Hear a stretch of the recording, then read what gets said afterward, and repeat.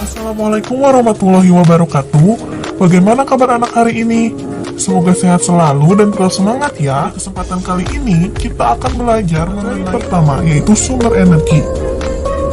Kita akan mulai belajar mengenai macam-macam sumber energi dalam kehidupan.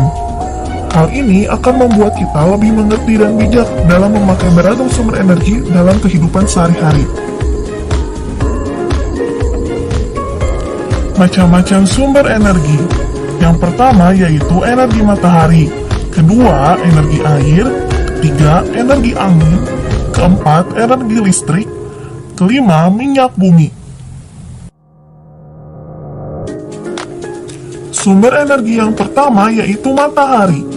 Matahari menghasilkan energi panas dan juga energi cahaya. Matahari merupakan sumber energi terbesar di bumi. Hal ini dikarenakan karena matahari merupakan sumber kehidupan utama bagi makhluk hidup. Pemanfaatan matahari dalam kehidupan sehari-hari yang pertama yaitu matahari membantu proses fotosintesis tumbuhan.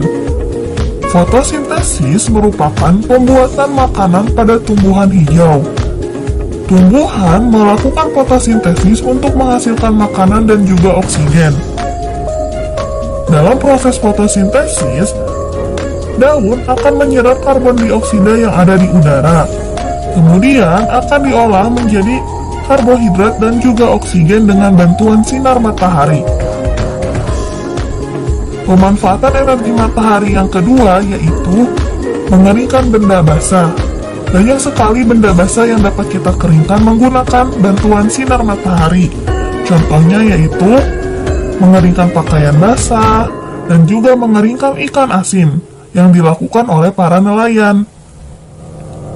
Pemanfaatan energi matahari selanjutnya yaitu matahari dapat membantu proses pembuatan garam. Dalam proses pembuatan garam, para petani di pinggir pantai akan menyiapkan petak-petak tambak. Petak-petak tambak ini kemudian diisi oleh air laut. Air laut akan menguap dan tersisa kristal-kristal garam.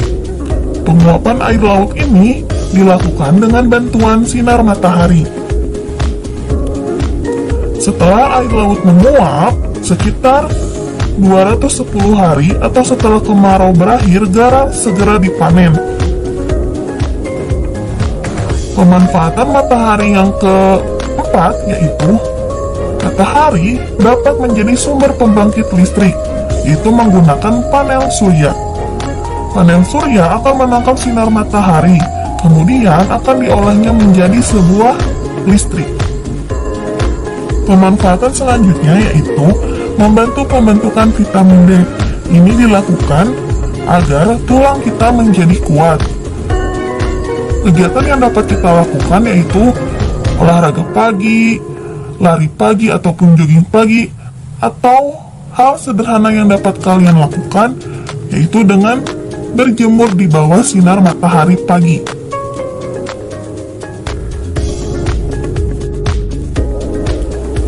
Sumber energi yang kedua yaitu air.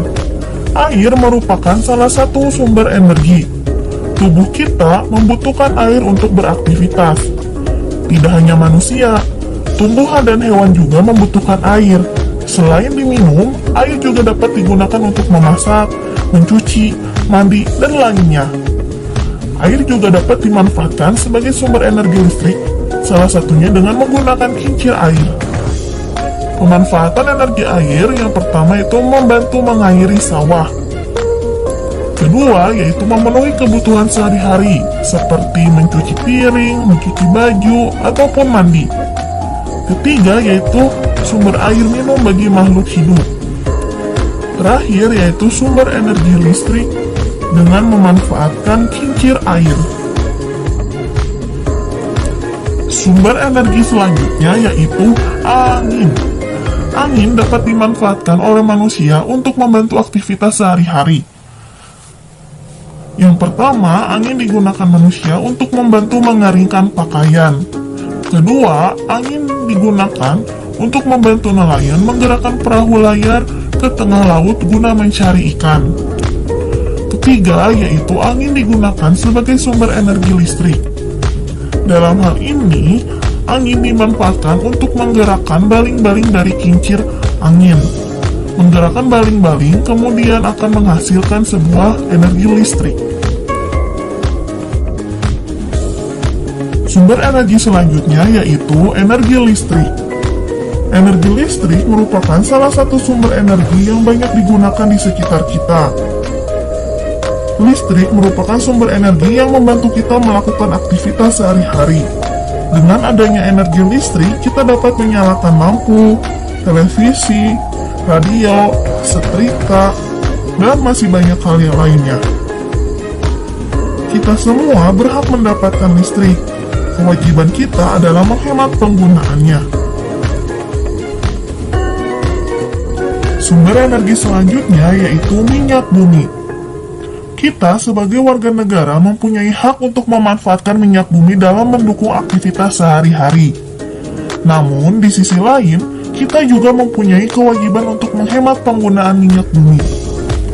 Minyak bumi merupakan sumber energi yang tidak dapat diperbaharui, karena proses pembentukan minyak bumi membutuhkan waktu yang lama, bisa mencapai jutaan tahun. Permintaan untuk minyak bumi dari tahun ke tahun terus bertambah. Sebaliknya, ketersediaan minyak bumi dari tahun ke tahun terus mengalami penurunan. Dengan semakin langkanya persediaan minyak bumi, pemerintah menghimbau setiap warga negara untuk menggunakan minyak bumi secara bijak.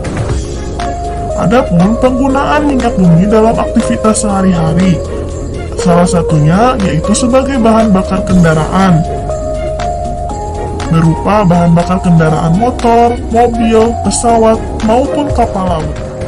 Sekian materi yang Ibu sampaikan. Mohon maaf bila ada kekurangan atau kekeliruan dalam menyampaikan materi. Nantikan video materi selanjutnya. Jangan lupa untuk like dan subscribe ya. Terima kasih. Wassalamualaikum warahmatullahi wabarakatuh.